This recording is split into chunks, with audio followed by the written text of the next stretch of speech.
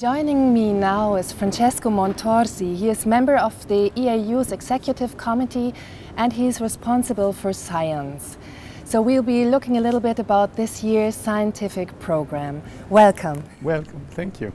Thank you. Could you tell me a little bit about what is exciting for you at this year's conference? Well, this year's conference is important for a number of reasons. First of all, we are hitting the record of participants.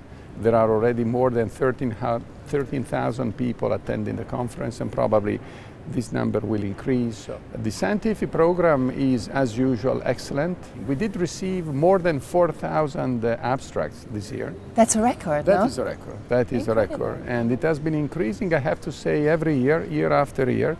And this is again telling us that researchers worldwide consider this forum as the top one to present what they do during the year.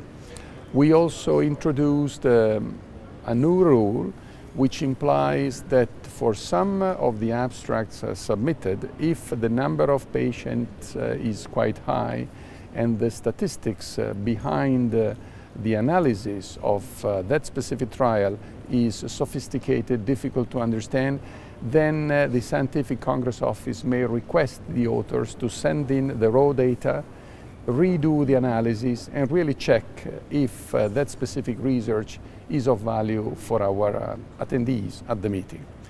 And this is a substantial step ahead in terms of reaching the best possible quality. What are the unexpected gems that delegates can find here? Well, I think that the delegates should expect to find overall an excellent scientific program. I would be extremely positive with this. My recommendation is always to spend an hour at least as soon as the delegate reaches the conference to look at the program book. They have a wonderful app that can be easily downloaded, which is allowing them to design their own EAU meeting. If you would only be able to choose 3 topics for your personal app, which would that be? This is an excellent question, and that really goes to the interest that everybody has.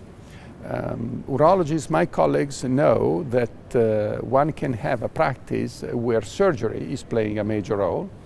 If that is the case, then the video sessions are wonderful. The live surgery sessions are also very nicely done. A general urologist who wants to learn what are the most recent tips for different surgical techniques, he will be happy. He will find whatever he needs. So, is there any research area where you would love to have more research being done, where you're missing abstracts, where you would recommend your colleagues to do more investigation? To become a star as compared to others, let's be very practical. Probably the area of non-oncology could be something where one should think. But then it all goes at the end to the clinical practice that one has at his own place, because research should be guided by that. So by looking at what are the unmet needs of patients that are seen in the office and start from there. At my place in Milan, we have a very lively and vibrant unit of research for urology. But the key of our success has been to put together clinicians and preclinical researchers, because they talk to each other and the questions raised by clinicians are guiding the work done then by the researchers to find new answers. And to conclude, at this meeting, the average attendee can find all the answers to his questions. Thank you so much for joining me. It was a pleasure to talk to you. It was a pleasure to talk to you also.